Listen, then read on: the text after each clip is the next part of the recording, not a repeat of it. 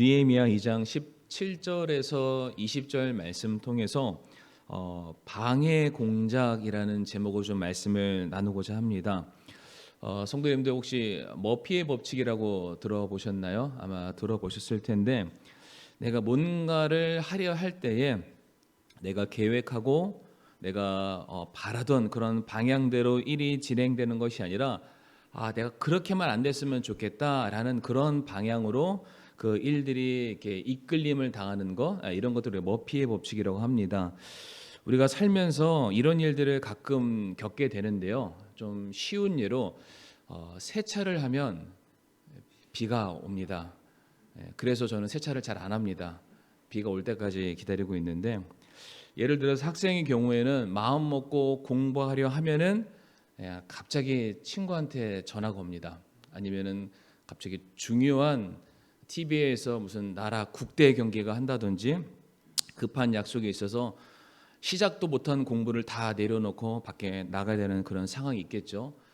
예를 들어서 이제 내가 이제 올해는 날씬한 몸매로 살아야 되겠다, 다이어트를 해야 되겠다라고 딱 결심을 했는데 갑자기 저녁 약속이 생긴다든지, 그날 저녁에 엄마가 너무나도 내가 좋아하는 반찬만 딱 만들어 놓으신 거예요. 이제 오늘 이것만 먹고 내일부터 다이어트 하는 거죠.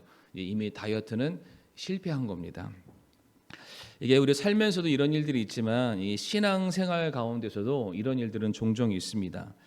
우리가 말씀을 듣고 그 말씀에 참 마음속에 큰 감동이 되고 도전이 되었기 때문에 내가 이 말씀대로 살아야 되겠다, 이렇게 내가 결단해야 되겠다, 목사님이 도전해 준 대로 그렇게 한번 해보자 라는 그런 결심을 하고 내가 다시 일상으로 돌아가지만, 또 돌아가면서 또 날마다 있는 내 삶의 스케줄 때문에 또 갑자기 생긴 바쁜 일들 때문에 상황이 바뀌어서 어제 분명히 그 말씀을 들었지만 그럼에도 불구하고 내 결단과 헌신 자체가 무산될 때가 참 많이 있습니다.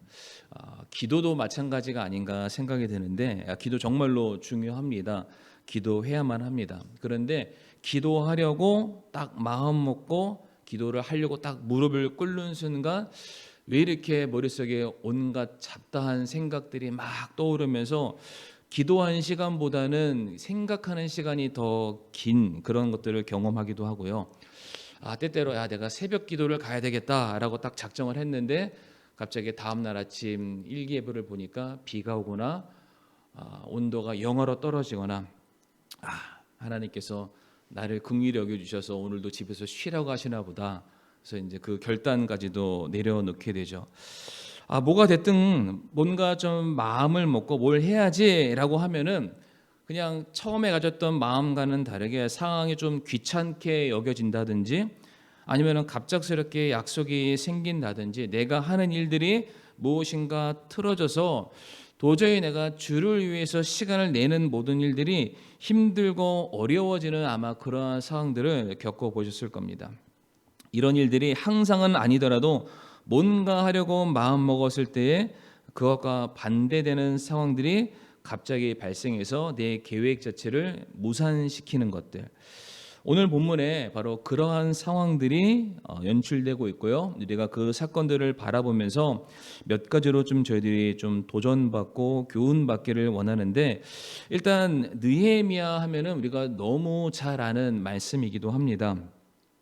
바벨론의 포로로 붙잡혀 갔던 유대인들이 이제 1차, 2차, 3차에 걸쳐서 다시 그들의 고향 땅으로 돌아오는 이야기죠. 이미 느헤미야 전에 스룹바벨과 에스라를 통해서 1차, 2차 이미 유대인들이 자기의 고향 땅으로 돌아오게 됩니다. 그런데 막상 돌아오면은 그들이 제일 처음 해야 될 일이 무엇이냐면은 하나님의 백성이고 하나님의 사랑한다 말하지만 결국 자기의 집, 자기 먹고 사는 일에만 사람들이 전념하기 시작하죠. 그래서 이미 수많은 사람들이 고향으로 돌아갔다라는 소식을 들었지만은 느헤미야가 고향 사람으로부터 전해 들었던 예루살렘의 모습은 처참하기 그지없었습니다. 성전은 세워졌다라고 말하지만 그 성전은 그가 과거에 알고 있었던 솔로몬 성전에 비한다면은 조그마한 텐트에 지나지 않는 굉장히 초라한 모습이었고, 그리고 그 성전을 중심으로 예루살렘 성벽, 성곽이 있어서 그 안에 살고 있는 성도들이 보호를 받고 거기 안에서 편안한 삶을 살아가야 할 텐데 그러한 것들이 하나도 없다라는 굉장히 비참한 현실 가운데 살아가고 있는 자기 동포들에 대한 소식을 전해 듣게 되자 느헤미야가 마음에 선한 계획을 품게 됩니다. 오늘 본문 18절 말씀을 한번 띄워주시고요. 우리 성도님 눈으로 이 말씀을 잘 보시길 바랍니다. 18절 말씀에 그때라는 것은 무엇이냐면은 느헤미야가 자기 고향 소식을 들은 바로 그 상황을 말합니다. 내가 그들에게 내 위에 선하게 임한 하나님의 손과 또 왕이 내게 하신 말씀을 고하였더니 그들이 이르되 우리가 일어나 건축하자 하고 이처럼 그들이 자기 손을 강하게 하여 이 선한 일을 하려 하니라라고 되어 있습니다. 그러니까 느헤미야가 성벽을 짓고자라는 선한 계획을 품게 됩니다. 그런데 이것은 순순히 느헤미야 혼자서 이 계획을 갖게 된 것이 아니라 18절 말씀을 잘 보게 되면은 먼저 하나님의 손이 느헤미야에게 임합니다. 그러니까 하나님께서 이 일을 위해서 준비된 사람을 부르셨는데 그 사람이 느헤미야였던 것이죠. 근데 하나님께서 이 일들을 하시기로 작정하셨기 때문에 제일 먼저 느헤미야의 마음을 움직여 주셨고요. 느헤미야 혼자서 그 일을 감당하지 못하니까 왕을 통해서 그가 다스리고 있었던 페르시아 왕을 통해서 이 일을 할 수 있는 만반의 준비, 도움을 받게 됩니다. 그러니까 이러한 사항들이 너무나도 잘 준비가 되어 있자 느헤미야가 말하기를 이제 우리가 손을 강하게 하자. 손을 강하게 한다는 것은 그의 결심을 더욱더 굳게 세운다라는 그런 의미이기도 한데요. 내가 이 선한 일을 이제 해야 되겠다라는 마음에 선한 동기를 품게 됩니다. 빌립보서 2장 13절 말씀 보게 되면 참 놀라운 말씀이 있습니다. 우리가 하나님의 일은 내가 한다고 하는 것이 아니라 하나님께서 우리에게 그 마음을 동일하게 주시고 하나님의 마음과 나의 마음이 하나가 되었을 때에 선한 일들이 이루어진다라고 되어 있는데 빌립보서 2장 13절 말씀 우리 성도님들 같이 한번 이 말씀 읽어보겠습니다. 시작. 너희 안에서 일하사 자기가 참으로 기뻐하는 것을 원하게도 하시고 행하게도 하시는 분은 하나님이시니라. 아멘. 다시 말해서 느헤미야가 성벽을 재건하고자라고 했던 것은 다만 그가 고향 땅을 향한 연민 때문만은 아닙니다. 그러니까 하나님께서 그 일을 하고 싶으셨던 거예요. 그리고 그 일에 느헤미야를 부르셨는데 느헤미야가 그 하나님의 부르심과 하나님의 소원에 그가 동참했습니다. 그래, 하나님을 내가 기쁘시게 해드려야 되겠다. 내가 하나님의 영광을 드러내는 일에 내 삶을 드러내야 되겠다. 사용되어야 되겠다. 쓰임 받아야 되겠다. 라는 그 결단을 딱 품게 됩니다. 그런데 바로 이와 같은 상황에 동시다발적으로 어떠한 일이 생기게 되냐면 오늘 본문 19절 말씀인데요. 19절 말씀 한번 띄워주시고요. 19절 말씀에 그러나라고 되어 있습니다. 그러나라는 것은 그 앞에 있는 18절 말씀에 이어지고 있는 상황을 말해주고 있죠. 그러나 호론 사람 산발락과 암몬 족속의 종 도비야와 아라비아 사람 게셈이 그 말을 듣고는, 그러니까 지금 한쪽에서는 느헤미야가 그래, 하나님께서 내게 주신 이 선한 일, 내 민족들을 세우는 일, 하나님의 영광을 드높이는 그 일을 위해서 내가 결단해야지, 그 일을 하자, 내 손을 강하게 하는 사람들의 모습이 비춰지고 있다면, 다른 한쪽에서는 느헤미야가 그렇게 구호를 외치면서 파이팅을 하고 있는 바로 그 옆에서는 그들을 조롱하는 사람이 같이 지금 동시다발적으로 일어나고 있습니다.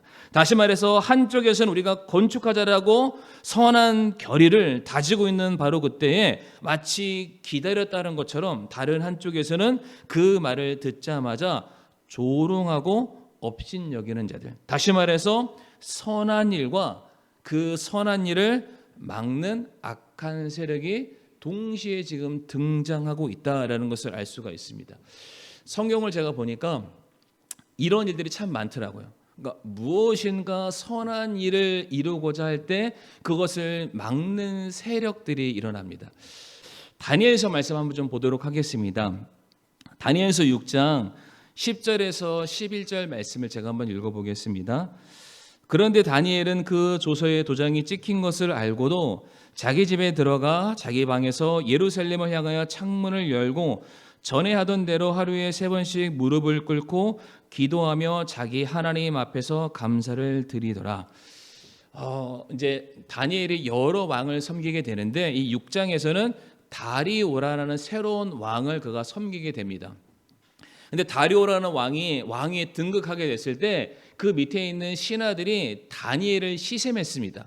아니 저 포로만도 못한 저가 한 나라의 이제 어떤 신하가 되고 높은 관직에 앉아서 우리가 동등한 위치에서 우리에게 무엇인가 명령을 내리는 게 그냥 꼴도 보기 싫은 거예요. 그래서 어떻게 해서든 다니엘을 끌어내리겠다라는 그 계획을 가지고 그 왕한테 말합니다. 왕이시여, 왕을 제외한 다른 신들에게나 다른 누군가에게 절을 하거나 기도하는 사람이 있으면 그 사람을 우리가 다 처단할 수 있게 해주세요. 그런 좀 법령을 만들어 주세요라고 사람들이 이제 왕을 막 설득합니다.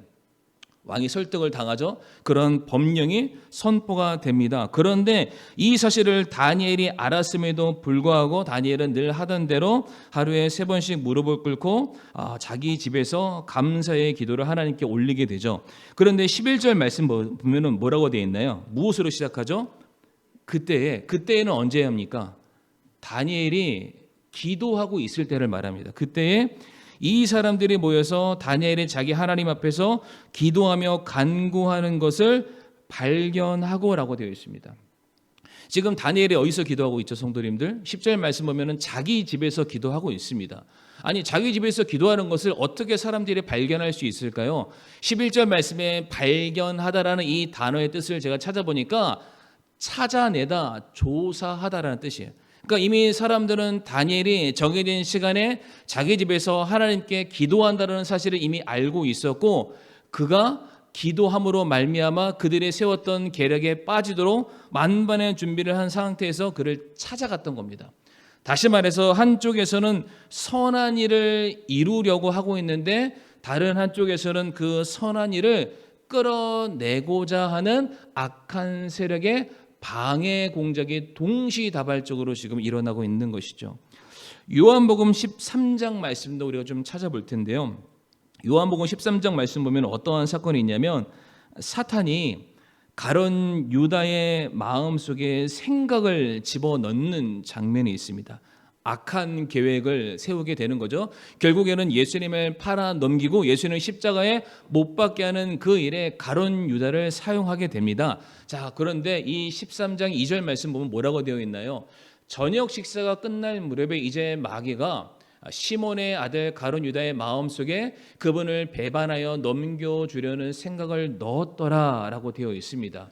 굉장히 유명한 말씀인데 지금 이 상황이 어떠한 배경 가운데 일어나고 있는 일인지 혹시 아십니까, 성도님들? 마귀 사탄이 등장하니까 뭔가 악한 일을 도모하고 누군가를 살해하고 폭력을 저지르고 거짓말하는 그 현장 가운데서 사탄이 등장해서 가룟 유다에게 생각을 준 게 아닙니다. 예, 맞습니다. 일단은 예수님께서 제자들을 불러 모으시고 스스로 이 허리에 수건을 두르시고 그들의 발을 닦아주시는 장면이에요. 그런 상황 가운데 그리고 연이어서 주의 만찬이 이루어집니다. 그러니까 상황적으로 보면 어떠한 상황이냐면은 지금 예수님께서 너무나도 간절하게 자신이 십자가에서 죽으실 것을 제자들에게 가르치시면서 본인이 못다할 이 땅에서의 복음 사역의 사명을 제자들에게 전수해 주고 계시는 그런 시간입니다. 그런데 바로 그 선한 계획이 세워지고 있는, 그러니까 예수님께서 제자들을 이 땅에 일꾼으로 보내시고자 하는 바로 그 상황에 동시다발적으로 어떠한 사건이 일어나고 있습니까? 사탄이 일어나서 가룟 유다의 마음을 움직여서 예수님으로 하여금 그 복음의 사역을 방해할 계획을 지금 동시에 같이 지금 세우고 있다는 것이죠. 성경 말씀 보게 되면은 마귀 사탄이 우는 사자처럼 삼킬 자를 찾기 위해서 두루 헤맨다라고 되어 있는데 성도님들, 마귀 사탄이 누구를 삼킬까요? 어떠한 사람을 삼킨다라고 생각하십니까? 아무것도 안 하는 사람은 안 삼킵니다. 왜? 그러니까 주님과 반대되는 자리에 서 있는 사람은 이미 주님이 하시는 사역을 내가 반대합니다라고 이미 말하는 것과 똑같기 때문에 그런 사람은 굳이 마귀사탄에 찾아가서 삼킬 이유가 없어요. 이미 그냥 알아서 하나님 반대하고 있잖아요. 그러니까 그런 사람 삼키는 것이 아니라 정말로 주를 위해서 헌신한 사람, 주님께서 그 사람을 불렀을 때 손들고 순종해서 나를 좀 써주세요라고 말하는 사람만 찾아가서 사탄이 그를 삼키려고 한다는 것이죠. 방해한다는 거예요. 왜 사탄이 그런 사람들을 방해할까요? 바로 그렇게 믿음의 사람이 하나님의 말씀을 받는 바로 그 순간 어떤 역사가 일어나냐면 하나님의 뜻이 이 땅에서 이루어지는 것을 사단이 알기 때문에 겁이 나서 먼저 찾아가서 방해를 하는 것입니다. 믿음의 사람이 기도를 하는 그 순간에 하늘 문이 열리고 하나님의 능력이 기도하는 사람과 함께함을 알고 있기 때문에 사단은 기도하고자 하는 사람을 찾아가서 방해합니다. 머릿속에 다른 생각을 주고 주변을 바쁘게 만들고 어쨌든 기도 못하는 상황을 계속해서 물고 늘어지면서 우리를 방해한다는 것이죠. 또한 사단은 복음을 전하는 사람을 찾아가서 방해합니다. 왜 그럴까요? 그렇게 복음을 전함으로 말미암아 그 영혼이 구원받게 되면은 사단이 자기와 함께 지옥 갈 영혼들이 줄어드는 것을 알기 때문에 복음 전하려고 하는 사람들을 찾아가서 막 방해한다는 것입니다. 어떻게 해서든 우리가 하나님의 말씀에 순종하지 못하도록, 어떻게 해서든 우리가 하나님께 전적으로 마음을 다 내어놓고 기도하지 못하도록, 어떻게 해서든 우리가 복음 전하는 것을 막기 위해서 사단은 하나님의 선한 일들이 우리들의 삶에 이루어지려는 바로 그 순간에 같이 일어나서 우리를 방해한다. 네, 성도님들이 나는 사탄이 방해 안 하는 것 같은데 라고 생각하신다면 굉장히 심각한 겁니다. 내가 사탄이랑 지금 같은 팀에 서 있는 거예요. 나를 방해하지 않아도 내 삶에 나타날 하나님의 영광이라는 걸 찾아볼 수 없으니까 방해할 필요가 없는 것이죠. 그러나 내가 정말로 주님 너무나도 사랑해서 말씀 붙들고 기도하고 예배드리는 그런 삶을 내가 정말로 올인하고 싶은데 자꾸만 그런 상황을 방해하려 한다. 그럼 이렇게 생각하세요. 내가 지금 잘하고 있는 게 맞다. 내가 조금만 버티고 견디면 내가 반드시 승리하게 될 것이다. 꼭 그 마음을 잊지 마시기를 바랍니다.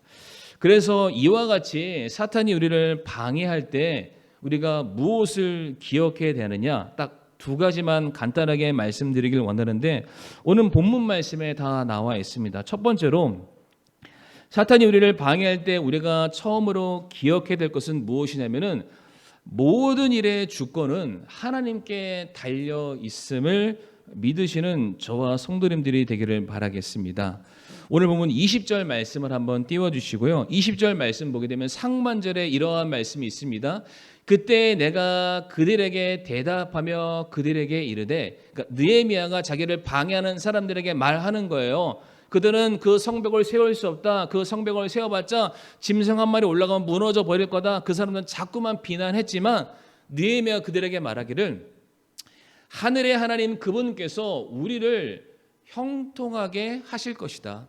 그러니까 이 일에 있어서 되고 안 되고는 너희들의 생각과 너희들의 판단 여부에 달려있는 것이 아니다. 아니 심지어 그것은 마귀 사탄의 손에 달려있는 것이 아니라 모든 일들에 되고 안 되고 모든 것의 형통함은 하나님의 손에 달려있다라고 느헤미야가 선포한다라는 것이죠.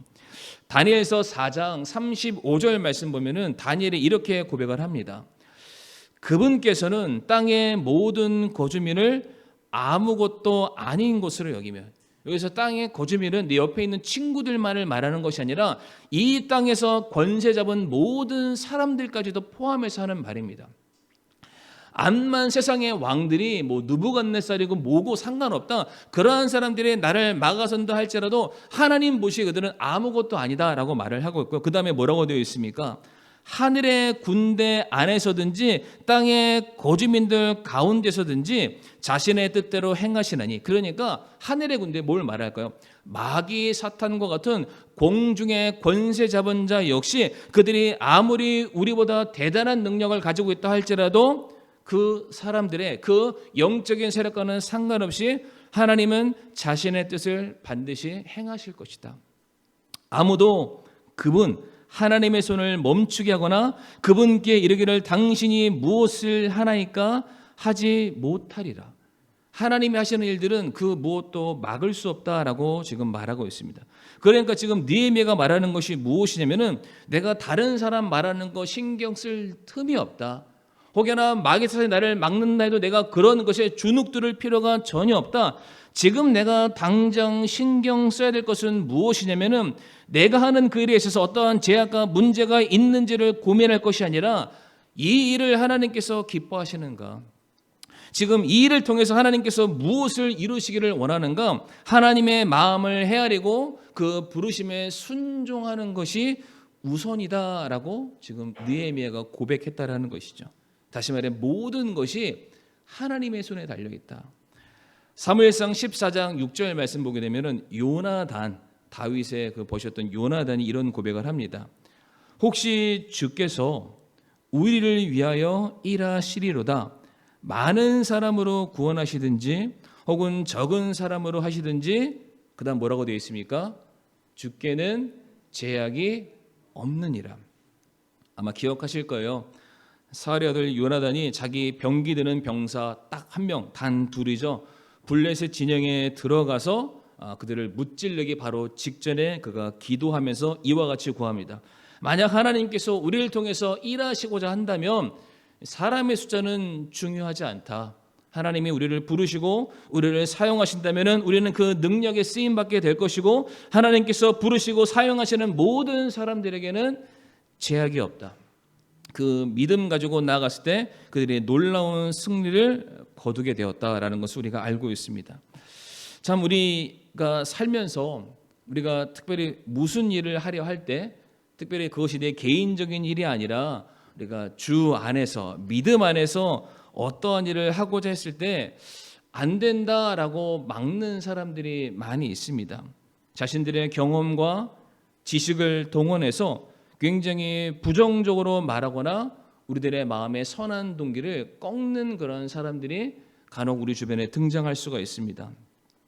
물론 우리가 하고자 하는 그 일이 지극히 육신적이고 세상에 속한 그러한 일들이라면 얼마든지 세상적인 판단을 통해서 일이 되고 안 되고 판단 여부를 받을 수 있습니다. 그러나 만약 우리가 하고자 하는 이 일이 주님께서 원하시는 일이고 주님의 뜻을 드러내는 일이고 주님의 몸된 교회를 세우는 일이라면은 이 일의 여부는 그 사람들의 말에 달려 있지 않습니다. 모든 일들의 주관자가 우리 아버지 하나님 한 분이심을 믿으시는 저와 성도님들이 되시기를 바라겠습니다. 그래서 히브리서 13장 21절 말씀 보게 되면 같이 한번 읽어보실까요? 시작. 예수 그리스도를 통해 모든 선한 일에서 너희를 완전하게 하사 자신의 뜻을 행하게 하시고 자신의 눈앞에서 매우 기쁜 것을 너희 안에서 이루시기를 원하노라. 영광이 그분께 영원 무궁토록 있기를 원하노라. 아멘. 이 말씀에서도 뭐라고 되어 있습니까? 이 모든 것 가운데 그것을 이루시는 분 역시 우리 아버지 하나님이시라고 말씀하고 있습니다. 우리가 그 일에 순종하기만 한다면 그 사람들의 마음에 의지가 꺾이고 동기가 사라지는 것이 아니라 우리를 부르신 하나님의 말씀에 순종해서 그 선한 일에 우리가 동참하게 되었을 때에 우리는 놀라운 열매를 우리가 거두게 될 것이고 또한 그 하나님의 일하시는 그 역사의 산 증인으로 우리는 반드시 자리매김하게 될 것입니다. 두 번째로 우리가 기억할 것은 무엇이냐면은 우리가 참여하지 않으면 아무런 영광을 누릴 수 없다라는 것입니다. 그러니까 그런 말들에 휩쓸려서 그래 하지 말자라고 말한다면 우리가 누릴 수 있는 것이 아무것도 없다라는 것이죠.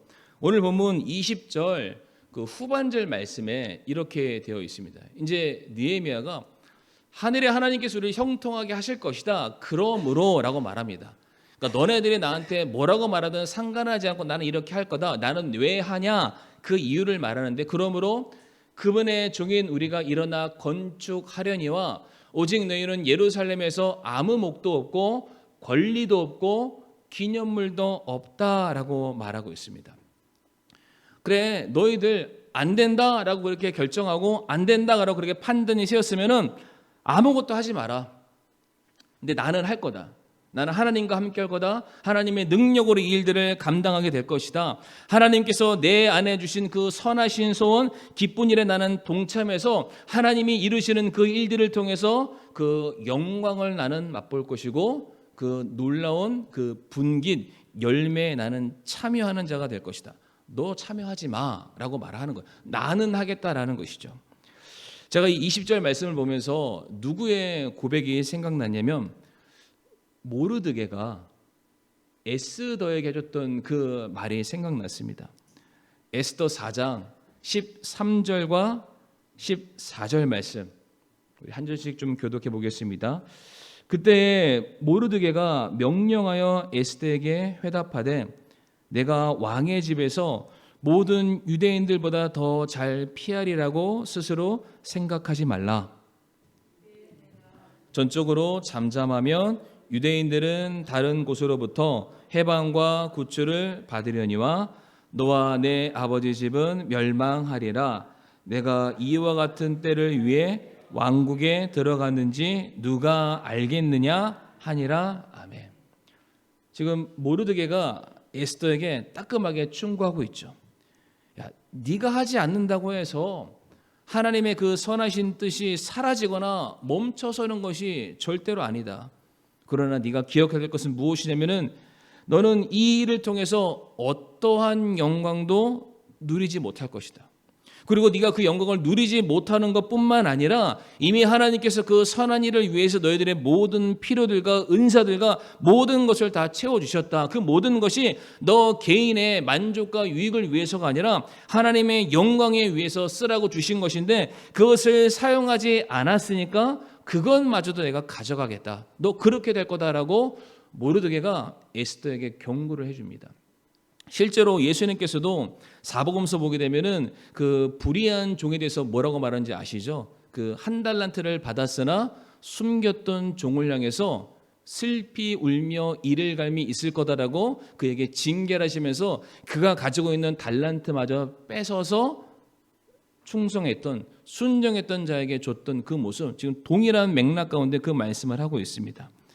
그렇기 때문에 지금 오늘 느헤미야 말씀을 통해서 그 상황이 결코 쉽지 않았을 것입니다. 정말로 그 세 사람이 비난했던 그 내용처럼, 아니 생각해 보세요. 그 이스라엘 백성들이 그 솔로몬과 다윗 때 나라의 부국강병한 시대에 모든 것을 다 갖추고 있을 때에 성전 하나 세우는 것은 결코 어려운 일이 아닙니다. 그러나 포로된 사람들이, 아무것도 없는 사람들이 그들이 가진 것이 무엇이 있기에 무엇을 들여서 성전을 세울 수 있겠어요? 옆에 굴러다니는 돌, 그냥 세워졌던 나무 깎아워서 세우는 게 전부였을 것입니다. 아마 그것을 보고 사람들이 차라리 그렇게 지을 바에는 안 하는 게 낫겠다라고 말한 그들의 판단이 틀리지 않은 말이 될 수도 있습니다. 그러나 중요한 것은 그런 말 들어야 그래, 저 사람들의 말을 듣고 안 하는 것보다 하나님의 말씀에 순종해서 내 마음속에 선한 소원을 주셨으니 그 일에 참여해서 그 일로 말미암아 영광을 누리자. 우리가 그런 마음을 가져야 된다는 것이죠. 그래서 잠언 14장 4절 말씀 보면은 이런 말씀이 있습니다. 소들이 없는 곳에는 구유가 깨끗하나 소의 힘으로 많은 소출을 얻느니라. 그러니까 소 한 마리 키우는 거 쉽지 않다라는 것이죠.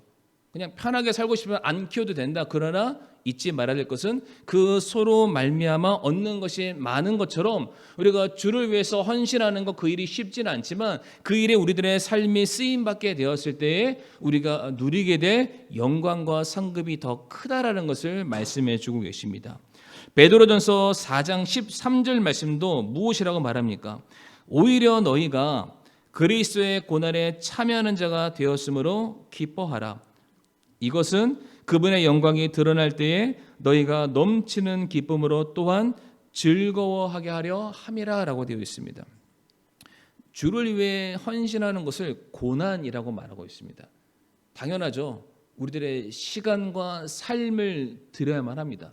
때때로는 물질도 드려야 되고 내 청춘을 바쳐야 되는, 그러니까 겉으로 봤을 때 우리가 하나님께 드리는 모든 것들이 결코 쉬운 것이 아님을 고난이라는 단어로 표현해서 말을 하고 있습니다. 그러나 중요한 것은 우리가 이 짧은 우리 인생 가운데 한시적인 것을 하나님께 드렸을 때 하나님은 우리에게 영원한 상급으로 갚아주신다. 영원한 기쁨 가운데 우리가 그것을 누릴 수 있는 축복을 주신다라는 사실을 기억하시는 저와 성도님들이 되기를 바라겠습니다. 그래서 이제 결론을 좀 맺도록 할 텐데 성도님들 느헤미야 3장 1절 말씀 한번 펴보시겠습니다. 느헤미야 3장 1절 말씀, 이 말씀 한번 같이 한번 읽어보실까요? 느헤미야 3장 1절 시작. 그때에 대제사장 엘리야십이 자기 형제들인 제사장들과 함께 일어나서 그들이 양문을 건축하고 그것을 거룩히 구별하여 그것에 문짝을 달며 메아 망대와 하나넬 망대에 이르기까지 그것을 거룩히 구별하였고. 아멘. 성도님, 이 3장 1절의 포인트 단어가 뭘까요? 제일 처음 시작하는 그때에입니다. 그때. 2장에서 3장으로 넘어가기는 했습니다만 지금 이 그때라는 것은 무엇을 말하냐면은 그 앞에 있었던 느헤미야 2장 18절에 느헤미야가 선한 마음의 계획을 품고 이 성벽을 짓자라고 말하는 그때 그 순간입니다. 그러니까 물론 느헤미야가 선한 계획을 선포했을 때 그 세 사람처럼 반대하는 사람도 일어날 수 있습니다. 그러나 그 말을 듣고서도 그 말에 같은 마음을 품고 일어나서 헌신하는 사람들도 있다라는 거예요. 그래서 이 제사장들이죠. 꼭 제사장으로 해서 종교인들만을 말하는 것이 아니라 자기의 삶이 전적으로 하나님께 바쳐진 사람들, 느헤미야와 똑같은 마음을 품은 사람들, 그 사람들이 일어나서 드디어 성벽을 하나씩 쌓기 시작했을 때 드디어 성벽이 완성이 된다라는 것입니다. 다시 말해서 이 일에 헌신했던 단 한 사람이 나타나기만 해도 이 일은 얼마든지 이룰 수 있다. 그래서 어떠한 결과가 나타나냐면은 느헤미야 6장 15절과 16절 말씀인데요. 이처럼 성벽이 52일 만에 엘룰월 25일에 완성됨에 그 성이 그토록 수년 동안 지지부진하게 아무것도 쌓아 올리지 못했던 그 성벽이 느헤미야 한 사람과 그 느헤미야 뜻을 같이 했었던 몇몇 사람들의 협동과 헌신으로 말미암아 단 52일 만에 성벽이 완벽하게 재건이 됩니다. 근데 이거 재건이 되고 난 이후에 그 원수들, 이 성벽 재건을 방해했던 사람들의 고백이 나타나죠. 16절 말씀입니다. 우리의 모든 원수들이 그것을 듣고 또 우리 주변의 모든 이교도들이 이 일들을 보고는 자기들의 눈으로 보는 것으로 인해 크게 낙담하였으니, 원래는 느헤미야가 낙담해야 되는데 이제는 오히려 그들이 낙담했다라고 되어 있죠. 이는 우리 하나님께서 이 일을 이루신 것을 그들이 깨달았기 때문이더라. 이들은 이제 누릴 수 있는 영광이 없습니다. 분깃이 없죠. 그러니까 똑같은 시작점이 있었지만은 사람들이 환경과 상황을 보고 판단해서 안 돼라고 말하는 사람과 하나님의 뜻에 그대로 순종해서 그 일에 참여했던 사람들의 완벽하게 다른 결과를 우리에게 보여주고 있습니다. 그러므로 우리 사랑하는 성도님들, 하나님께서 성도님들에게 허락하시는 그 마음속에 아마 선한 일들이 있을 거예요. 우리 성도님들의 믿음이 고취되는 그런 일들을 위해서, 내 가정을 믿음의 어떤 집안의 삶의 터전으로 만드는 그 일들을 위해서 내 주변에 정말로 주님을 꼭 만나야 되는 그런 영혼들인데 그들에게 전도하라는 그런 마음에 부담을 주실 때가 아마 있을 겁니다. 뭔가를 해보려고 시도하셨겠죠. 근데 하는 동시에 무엇이 나타납니까? 마귀 사탄의 방해 공작이 있다라는 거예요.